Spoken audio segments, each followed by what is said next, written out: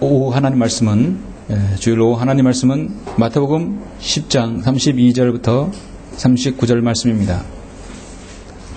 오후의 하나님 말씀은 마태복음 10장 32절로 39절 말씀입니다. 여러분 이해하기 어렵지 않는 말씀이고 평이한 말씀입니다. 그러나 이 말씀이 여러분 오늘 주님을 섬기는 데 있어서 자신을 돌아보는 좋은 계기가 되었으면 합니다. 32절부터 봉독해 올리겠습니다. 그러므로 누구든지 사람들 앞에서 나를 시인하면 나도 하늘에 계신 나의 아버지 앞에서 그를 시인할 것이요, 누구든지 사람들 앞에서 나를 부인하면 나도 하늘에 계신 나의 아버지 앞에서 그를 부인하리라. 내가 세상에 화평을 주러 온 줄 생각하지 말라. 나는 화평을 주러 온 것이 아니라 칼을 주러 왔노라. 내가 온 것은 사람이 그 아버지와 딸이 그 어머니와 며느리가 그 시어머니와 서로 대적하게 하려 함이니라. 사람의 원수들은 그의 가족 중에 있으리라. 아버지와 어머니를 나보다 더 사랑하는 사람은 나에게 합당치 아니하고 아들이나 딸을 나보다 더 사랑하는 사람도 나에게 합당치 아니하며 또 자기 십자가를 지지 않고 나를 따르는 자도 나에게 합당치 아니하니라. 자기 생명을 찾는 사람은 잃을 것이요, 나로 인하여 자기 생명을 잃는 사람은 찾을 것이라. 아멘. 39절 말씀입니다. 오늘 이 말씀을 위해서 잠시 기도드리겠습니다. 존귀하시고 위대하신 아버지 하나님, 우리를 구속하게 해주시기 위해서 우리 주님께서 그 큰 사랑으로 인하여 갈보리 십자가에서 보혈을 흘려 우리의 모든 죄를 다 씻어주시고 구원해 주심을 감사를 드립니다. 이제 우리가 하늘의 생명, 영생을 얻었으며 바른 하나님의 말씀을 통하여 우리에게 진리 가운데 주님을 섬기고 향상된 계시의 말씀을 통하여 우주 예수 그리스도의 소망, 그 재림의 소망 가운데 살 수 있도록 인도하여 주심을 감사합니다. 우리는 주님을 섬기는 동안 하나님께서 오늘 말씀에서 말씀하시기를 너희는 나를 따르는 자가 되라고 말씀하십니다. 자기를 부인하고 자기 십자가를 지고 나를 따르라고 말씀하십니다. 우리가 주님을 따르는 것은 무엇이며 우리가 주님을 따르면서 당하는 어려움들 무엇입니까? 오늘 주님께서 말씀을 통하여 여기는 모든 성도들이 자신을 돌아보고 더욱더 주님과 밀착되며 하나님께서 나에게 허용하신 그 십자가를 담대히 지고 나가는 모든 성도님들 될 수 있도록 인도하여 주옵소서. 이 말씀이 이루어 힘이 되는 귀한 시간 될 수 있도록 주님께서 축복해 주시길 원합니다. 주 예수 그리스도 이름으로 기도드렸습니다. 아멘. 오해의 말씀 제목은 자기 십자가를 지고 나를 따르라. 자기 십자가를 지고 나를 따르라 하는 말씀으로 설교하고자 합니다. 어떤 그리스도인이 믿음 생활을 하는 데 있어서 마음 가운데 불평이 있었습니다. 그 불평은 뭐냐면 나에게 부여주신 십자가가 너무 무겁다는 것이에요. 나 왜 이렇게 내 십자가가 무거울까? 그래서 어떤 십자가는 전 모르겠습니다. 근데 그가 한창 기도하고 있는데 꿈을 꿨어요. 근데 환상 가운데 꿈을 꿨는데 한참 그가 언덕을 올라가고 있을 때 산 중턱에 십자가들이 여러 개 누워 있었다는 것입니다. 이 십자가가 무엇인가 들어보니까 이제 자기가 따는 주님의 음성이라 생각했죠. 하늘에서 소리가 들리는데 내가 지고 오는 십자가는 너한테 너무 고생스러우니까 내가 특별히 너에게 다른 십자가를 내가 줄 테니까 네가 골라봐라. 그런 그 십자가를 고르기 시작했습니다. 그 고른 십자가는 아주 조그맣고 빛나는 보석이 박힌 아름다운 십자가였습니다. 그리고 보석 밑에는 금으로 씌워 있었어요. 정말 아담하고 이쁘고 그 다음에 묵직하고 정말 아름다운 보석이 박힌 십자가였습니다. 근데 보기도 너무 즐겁고 그 다음에 참은 남보기에 자랑스러운 십자가였어요. 한참을 지고 하다 보니까 보석이나 금이 얼마나 무겁습니까? 너무 무거우니까 주님 너무 무겁습니다. 다른 십자가 바꾸면 안 되겠습니까? 그래 좋아. 가다 보니까 또 십자가가 놓여있어요. 하나님께 허락을 받고 다시 십자가를 고르기 시작합니다. 근데 이번엔 보니까 장미가 박힌 십자가예요. 장미꽃으로 뒤덮인 십자가입니다. 냄새가 얼마나 향기가 나은지 너무 좋아요. 주님 제 이 십자가 하겠습니다. 그 십자가를 딱 지니까 장미꽃 향내가 너무 좋고 그윽하게 되는 것이. 한참을 하다 보니까 장미꽃 가시가 등을 찌르는 거예요. 주님, 이거 너무 등이 이거 따갑습니다. 십자가 한 번만 더 바꾸면 안 되겠습니까? 그래, 다시 한번 바꿔봐라. 한참 고르다가 보니까 좀 이거 너무 가볍네요. 다 지고 가는 것이에요. 다 지고 가다 보니까 십자가를 나중에 내려놓을 일이 있어 보니까 처음에 자기가 졌던 십자가였어요. 자, 간단한 예와 같지만 여러분은 다른 사람이 진 십자가를 때론 부러울 때가 있었지 않습니까? 다른 사람이 진 십자가가 또 동경의 대상일 때는 없었습니까? 여러분은 주님을 따르면서 여러분 자신의 십자가를 지고 있었습니까? 지고 있습니까? 오늘 말씀은 자기 십자가를 지고 나를 따르라. 오늘 하나님 말씀에 38절에서 또 자기 십자가를 지지 않고 나를 따르는 자도 나에게 합당치 않다 말씀하고 있습니다. 사람에게는 자기 십자가가 있습니다. 예수 그리스도께서 우리를 위하여 그 이러한 구속 사역을 이루시기 위해서 45kg에 되는 그 거친 나무 십자가를 주님은 골고다 언덕까지 주님은 십자셨습니다. 십자가라는 얘기는 즐거운 게 아니고 향긋한 것도 아니고 남에게 자랑스러운 것이 아닙니다. 결코 십자가는 쉽지 않는 것이에요. 어려운 것입니다. 여러분이 그것이 무겁다고 생각할 때, 어렵다고 생각할 때 다른 사람이 진 십자가 혹시 바꿨으면 그런 생각이 들지 않습니까? 그런데 사실은 알고 보면 여러분에게 주신 십자가는 여러분만이 질 수 있는 것이고 여러분이 가장 가볍게 질 수 있는 것이고 하나님께서 그것을 통해 하나님의 뜻을 보여주시는 십자가죠. 여러분이 주님을 섬기면서 십자가의 의미를 이제 서서히 아시게 될 것입니다. 지금으로부터 2000년 전에 일찍이 자신의 십자가를 지고 나를 따라오라 하셨고 또 가장 주님을 잘 따랐던 사도 바울이 또 나를 따르라 했습니다. 주님께서는 우리의 죄와 사망과 우리의 지옥의 형벌로부터 구원해 주시려고 하나님 나라로 인도하여 주시려고 자신의 십자가를 기꺼이 지신 분이십니다. 한 번도 거절하거나 한 번도 외면하거나 주님은 기꺼이 하나님께서는 지셨습니다. 주님께서는 나에게 진정으로 나를 따라오라 했습니다. 끝까지 내가 책임져 주겠다는 것입니다. 오늘 자신의 십자가를 지고 나를 따르는 이 말씀으로 우리가 여러분 주님을 섬기면서 당하는 그 어려움들 십자가가 정말 여러분이 해결 불가능한 것인가를 한번 말씀을 통해 숙고하고자 하는 것입니다. 방금 봉독했던 본문 마태복음 10장 이 11장 상황은 지금 이스라엘 백성들이 천국복음 왕복음을 서서히 외면하기 시작하죠. 예수님께서 전파하시던 천국복음을 이제는 단순히 말로만 하시는 것이 아니라 표적을 동반한 천국복음 왕복음을 지금 주님께서 전하고 계십니다. 이스라엘 백성들의 질병과 허약함을 고쳐주시면서 주님은 말씀합니다. 10장의 1절 1, 2절 보니까 주께서 자기 12 제자들을 부르시어 그들에게 더러운 영들을 쫓아내며 모든 병과 모든 허약함을 치유하는 권세를 주시더라. 이제는 이스라엘이 보이는 표적까지 보여주시면서 지금 천국복음을 왕국복음을 제시하고 있습니다. 마태복음 10장은 교리적으로 대환란 때 적용될 말씀들이 다분히 있어요. 그러나 오늘 본문의 이 십자가는 여러분이 진정으로 오늘 이 시장 시대에 적용해도 무방한 말씀입니다. 예를 들어서 이 시대에 우리에게 해당하지 않는 것이 바로 5절 6절이죠. 예수께서 이 12를 보내시면서 그들에게 명명하여 말씀하시기를 이방인들의 길로도 가지 말고 또 사마리아인들의 성읍에도 들어가지 말고. 무엇을 가지고요? 천국 복음을 가지고 들어가지 말라. 이방인과 사마리아는 예수 그리스도의 은혜의 복음이죠. 다만 이스라엘의 잃어버린 양에게로 가라. 가서 전할 때 천국이 가까이 왔다고 말하라 했죠. 그렇죠? 천국복음입니다.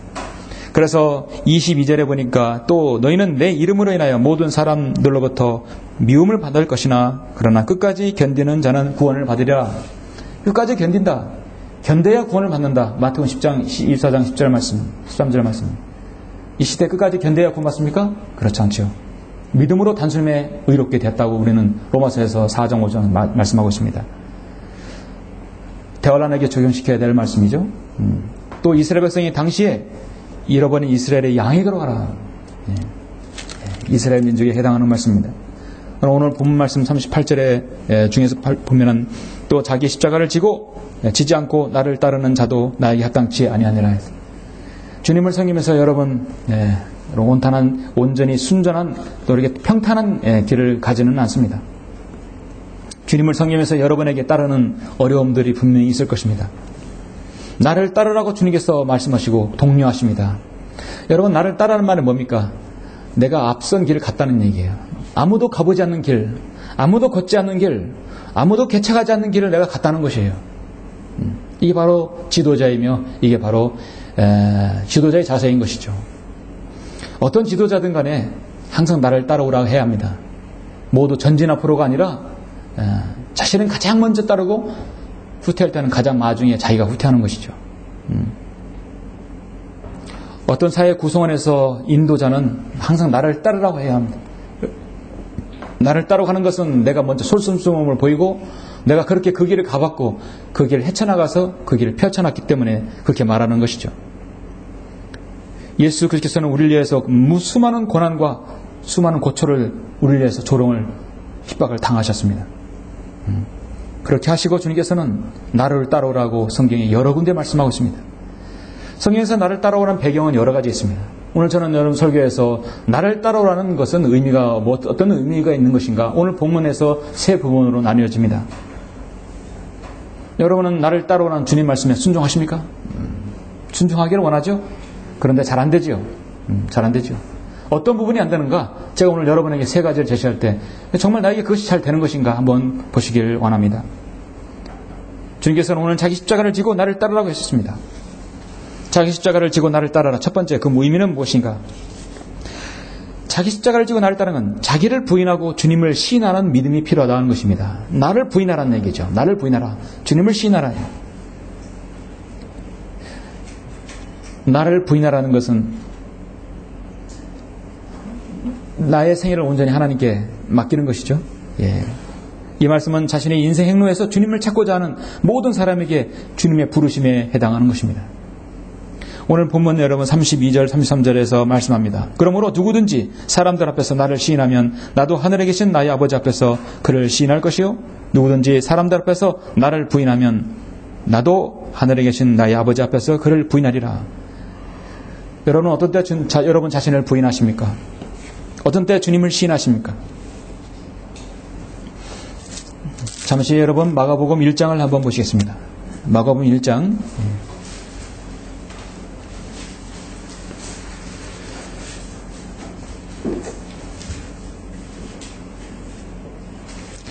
1장 16절 20절 보시면 주께서 갈릴리 해변을 걸어가시다가 시몬과 그의 형제 안드레가 바다에 금을 던지는 것을 보셨으니 이는 그들이 어부임이라.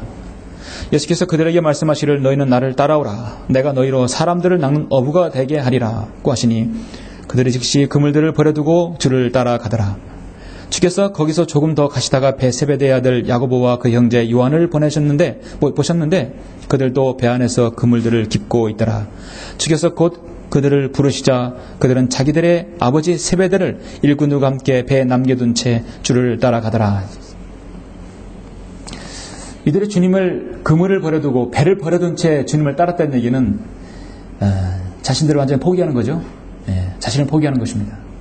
이들은 가장일 거예요. 생업이 있는 사람들입니다. 온전히 주님 하나님께 완전적으로 맡겼다는 것입니다. 자기를 부인하지 않고는 그렇게 할 수가 없죠. 우리가 예수 그리스도를 구주로 영접했을 때 자신을 부인하면 어떻게 됩니까? 내가 살아서 움직이는 게 아니에요. 나는 죄인이라는 사실을, 나는 죄로 인해서 완전히 죽어서 영원한 지옥에 떨어져 갈 수밖에 없다는 그런 사실을 시인하는 것입니다. 주님께서 이 제자들을 부르지 않았다면 이 제자들은 평생 베드로를 포함해서 물고기만 잡다가 그렇게 인생을 마무리하고 죽어 지옥에 갔을 것입니다. 주님께서 여러분을 부르지 아니하면, 여러분 자신을 부인하지 않고 주님을 시인하는 믿음이 그때가 없었다면 지금도 여러분은 여러분의 하던 일을 하고 있었을 것입니다. 저도 주님을 따르지 않았더라면 저도 제가 하는 일, 자동차 정비를 하고 있을 거예요. 지금도 어디선가 차 밑에서 차를 고치고 있었을 것이에요. 예수님께서 마태를 부르실 때 마태는 어디 있었습니까? 자신의 민족을 갈취하는 로마의 세무소에 앉아 있었어요. 오늘날 세무조 공무원과 엄청난 차이가 납니다. 가장 지탄의 대상이에요. 수치스러운 직업이에요. 민족의 피를 빨아서 세금을 거둬서 로마에게 바치는 민족이에요. 바치는 사람입니다. 예수께서 그곳을 지나시다가 마태라는 한 남자가 세모서에 앉아있는 것을 보시고 그에게 말씀하시를 나를 따라오라 했을 때 그가 일어나서 주를 따라가더라. 아참 장부를 좀 정리해야 하고 인수인계를 해야 하고 그런 게 없었어요. 바로 일어나서 그 주님을 따랐습니다. 예수께서 갈릴리로 가시다가 빌립을 만나시니 말씀하시기를 나를 따라오라.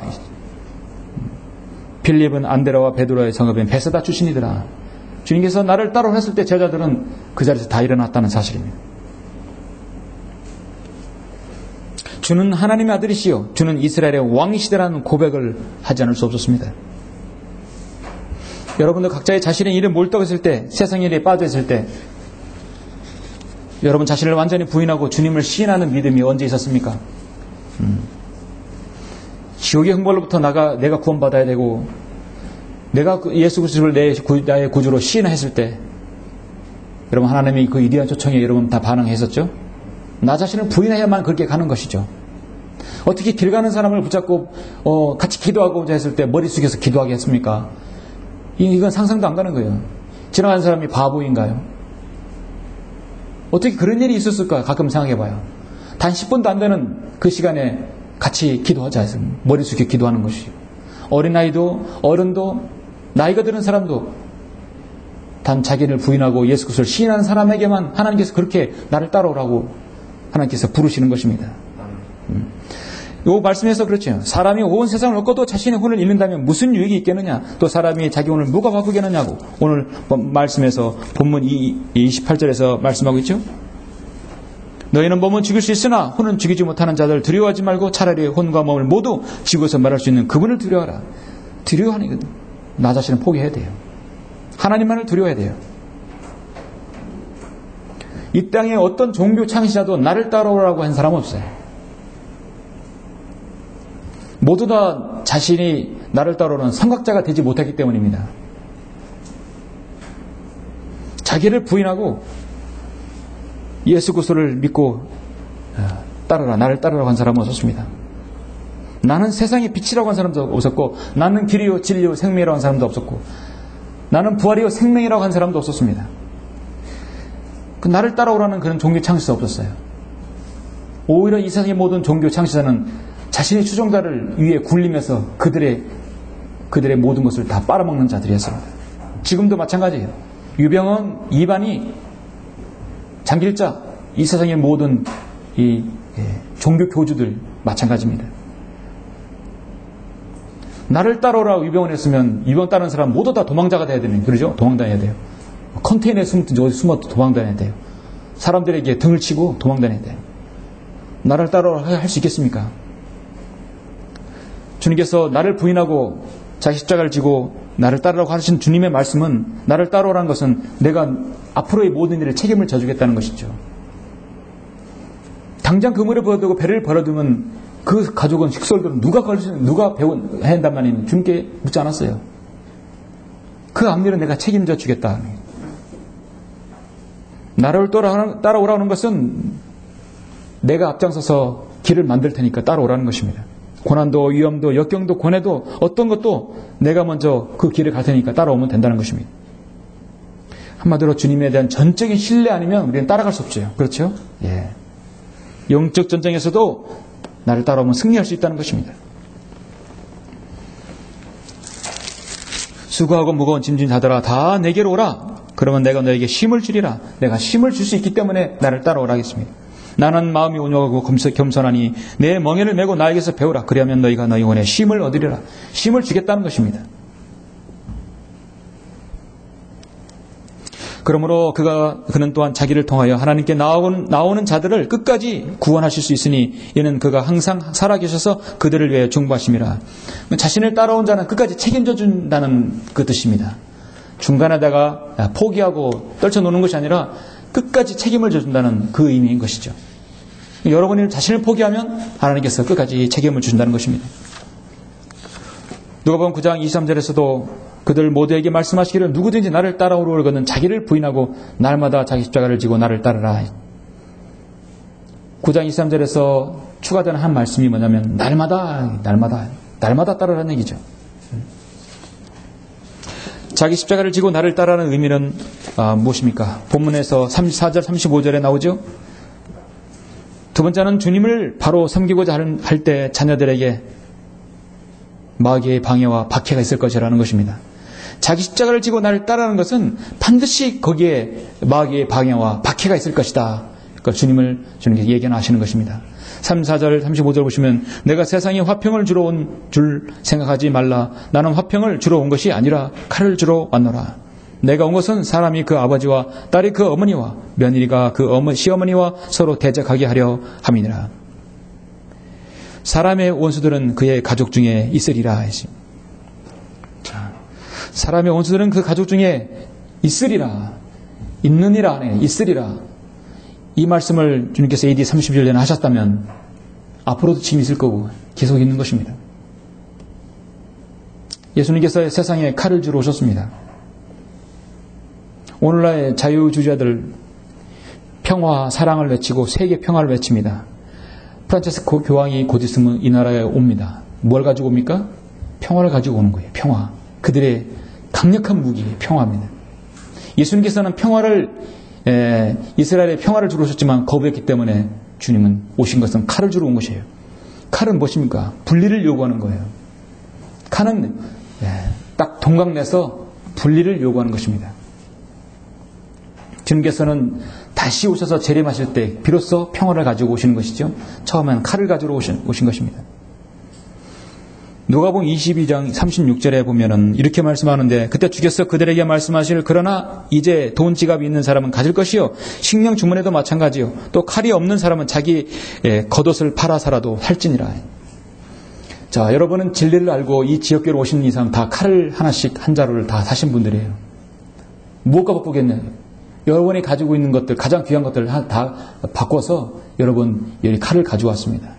내가 가진 명예, 내가 가진 지식, 내가 가진 세상의 어떤 자랑, 모든 것 다 팔아서 이런 칼을 한 자루를 사신 거예요. 여기서는 지금 겉옷이라도 팔아서 칼을 사라겠습니다.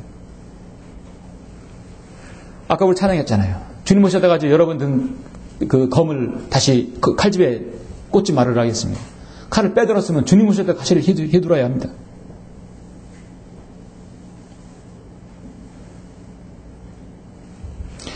칼은 물리적인 칼보다는 이 하나님 말씀의 칼이 교리적으로 어떤 쟁점이라도 가정을 분리시키고 성별케 하시는데 유용한 도구인 것입니다.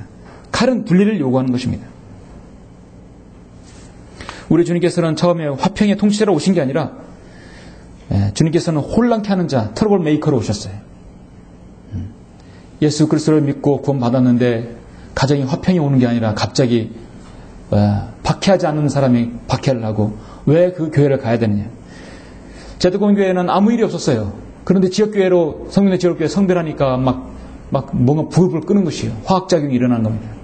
자녀가 반대하는가 하면 남편이 반대하고 아내가 반대하고 누가 반대하고 주위의 사람들이 반대해서 코너에 몰아넣는 것입니다.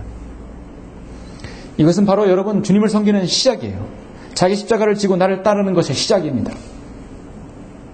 성인으로 믿는 그리스도인에게는 더욱더 마귀의 방해가 있다는 것을 알아야 합니다. 이 설교가 여러분 마음에 와 닿는 것입니까? 주님을 섬기면서 평탄한 길이 있다.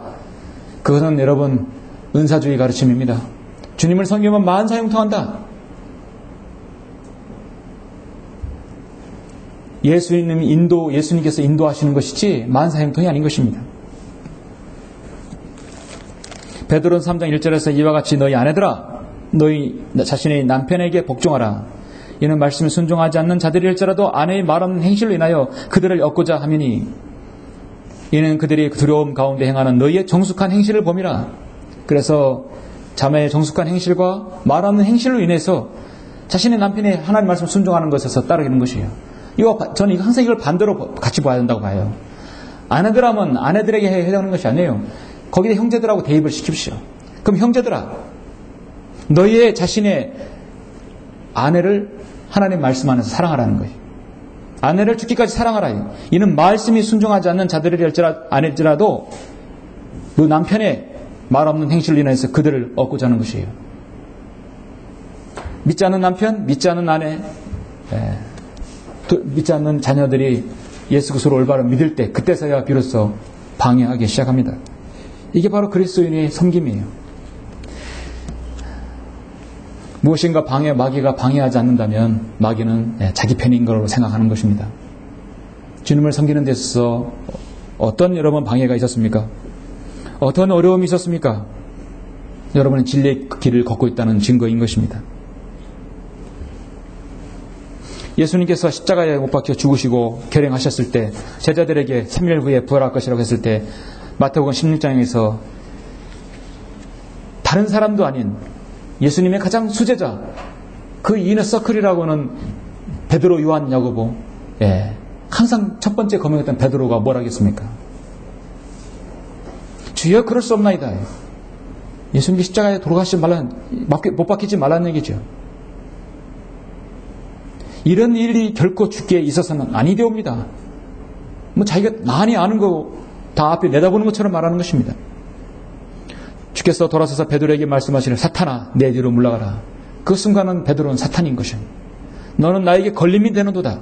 이는 내가 하나님의 일들을 생각하지 않고 사람의 일들을 생각함이라. 베드로는 이 순간 예수 그리스도의 사역을 가로막혔던 제자였던 것입니다. 가장 사랑하는 제자, 가장 주님의 그 16장에서 주는 그리스도시여 살아계신 하나님의 아들이십니다. 그 칭찬을 받았던 제자가 주님의 사역을 가로막았어요. 누가요? 그 안에서 제자가 있습니다. 하나님의 사역을 가장 어렵게 만드는 것이 가족이고 하나님의 사역을 가장 어렵게 만드는 것이 바로 이 교회 중 안에 있을 수도 있는 것이에요. 외부에서 마귀에서 들어와가지고 외부 세력이 와서 복음의 진리를 전하지 못하는 것이 아니라 이 교회에 하나님의 사역에 방해꾼이 들어와서 이 사역을 걸림돌이 되게 할 수도 있다는 것입니다. 그래서 교회에도 영적 전쟁이 있는 것이에요.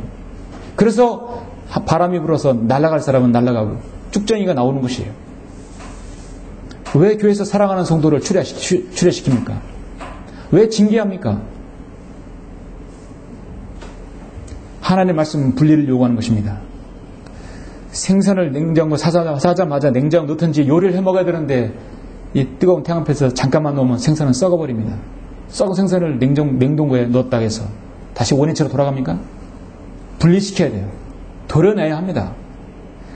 하나님의 말씀에 사역을 바치는 지역교회는 썩은 생선은 도려내야 돼요. 주님께서 그래서 나를 자신을 따르려거든 자기 십자가를 지라고 말씀하셨습니다. 그것은 주님께서 칼을 주러 왔기 때문입니다. 여러분은 주님을 따르는 데 있어서 방해 요소가 있다면 여러분에 있어서 나 자신의 방해 요소, 그것이 내 육신의 성향과 하나님께서 보시기에 안 좋은 것이 있다면 그 칼을 가지고 도려내야 합니다. 아픔이 있겠죠. 도려내야 합니다. 진리의 길을 돌이켰을 때 주님을 따르는데 방해되는 요소,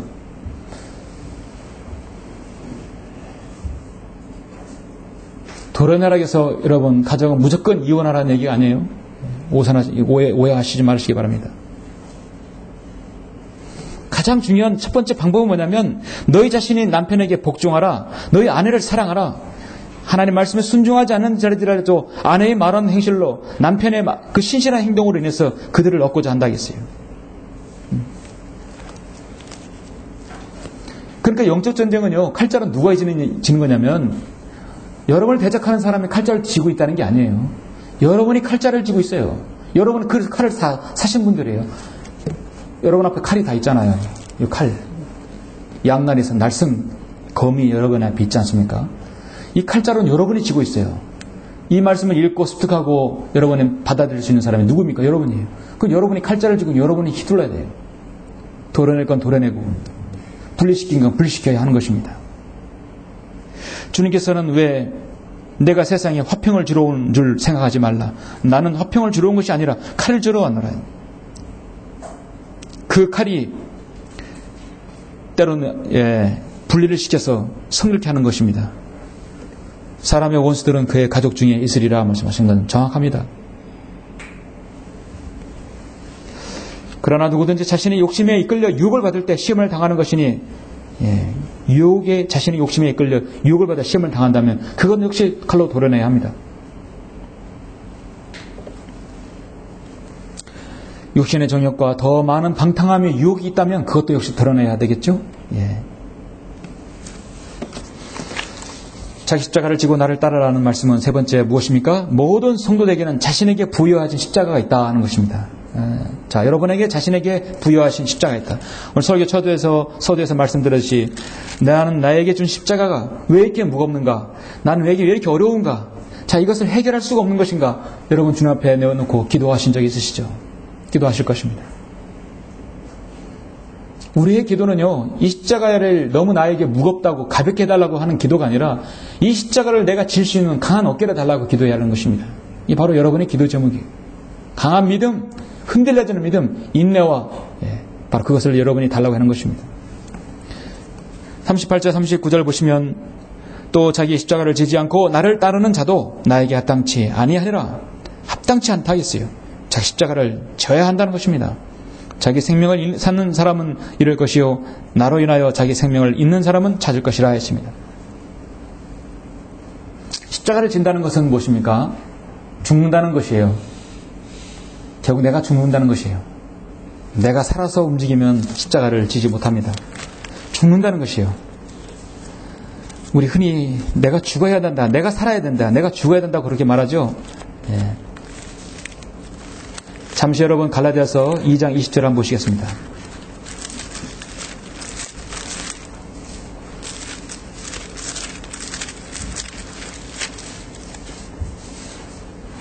갈라디아서 2장 20절 내가 그리스도와 함께 십자가에 못 박혀 있으나 그럼에도 나는 살아있노라. 그러나 내가 사는 것이 아니요 그리스도께서 내 안에 사시는 것이라. 내가 이제 육신 안에서 사는 삶은 나를 사랑하시어 나를 위해 자신을 주신 하나님의 아들을 믿는 믿음으로 사는 것이라. 여러분이 살아야 할 이유 있습니까? 분명하죠? 예. 내가 죽어야 돼요. 그러나 내가 지금 사는 것은 뭐냐? 나를 위해 자신을 주신 하나님의 아들을 믿는 믿음으로 사는 것이기 때문에 사는 것입니다. 십자가를 진다는 것은 여러분의 육신적인 성향과 생각과 사고, 판단, 과거에 가졌던 모든 것들이 다 십자가 뒤로 던져버리는 것입니다. 내 자아도 죽고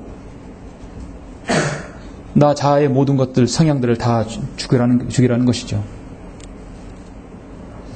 아시다시피 십자가는 범죄자들의 형틀입니다. 로마 시대의 가장 강력하고 잔혹한 사형틀입니다.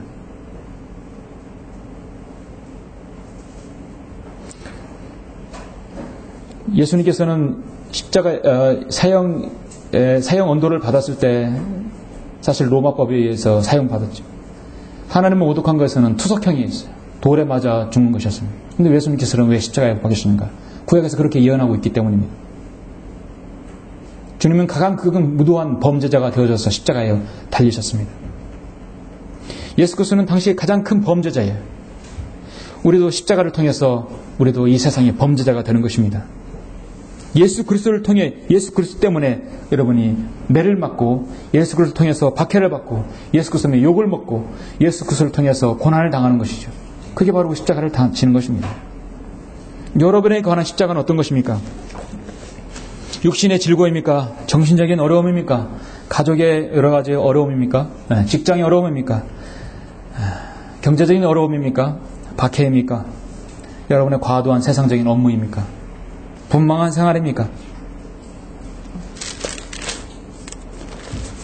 로마서 5장 3절에서 이뿐만 아니라 우리가 환난 중에서도 즐거워하나니 환난은 인내를 이루고 인내는 연단은 소망을 이루는 줄 압니다. 환난은 여러분에게 즐거움을 준다 하겠습니다.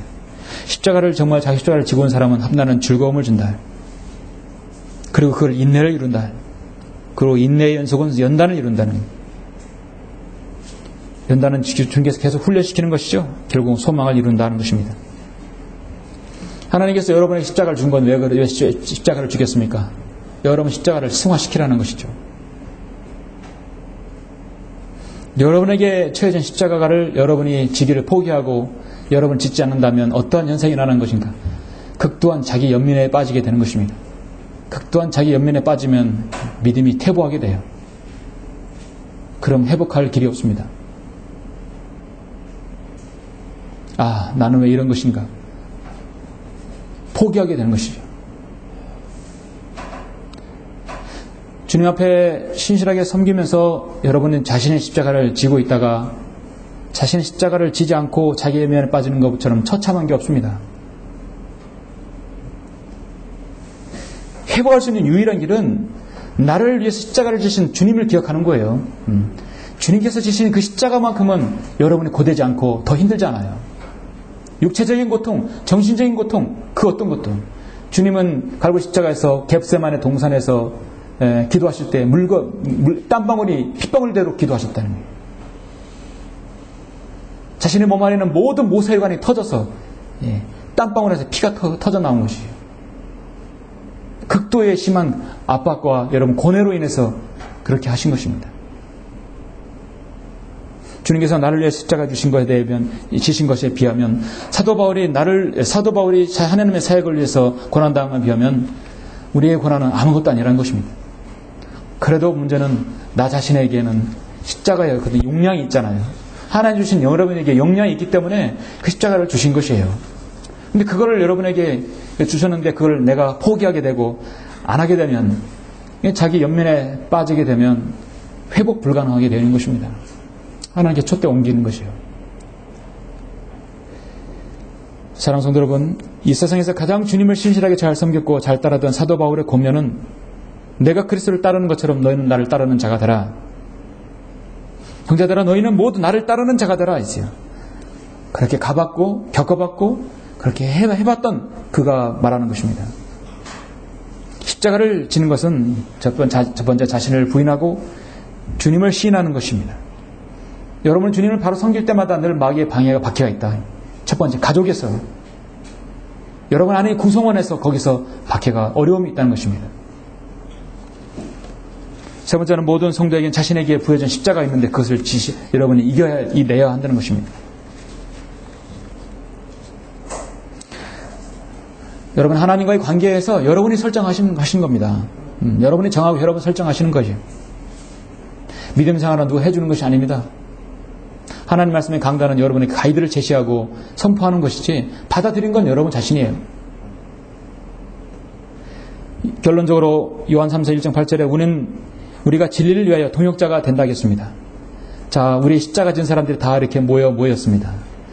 자, 우리는 나 혼자만 올라가는 게 아니라 서로 같이 이 어려운 고난의 어려움들을 십자가를 지고 올라가는 거예요. 주님을 섬기는 동안 십자가를 서로 진 사람들이 서로 잡고 서로를 위해 중보기도 할 수 있는 거예요. 우리는 서로 중보할 수 있는 것이에요. 수요일날 중보기도 하시잖아요. 서로의 십자가를 지고 서로의 십자가를 여러분 위해서 기도하는 겁니다. 왜냐하면 우린 서로의 진리의 기둥과 터전이기 때문입니다. 다른 성도와 여러분 중보기도 하는 그 시간 너무도 귀한 것입니다. 내가 언제 다른 사람을 위해서 진지하게 무릎 꿇고 기도할 수 있겠습니까? 바로 그때 하는 것이죠.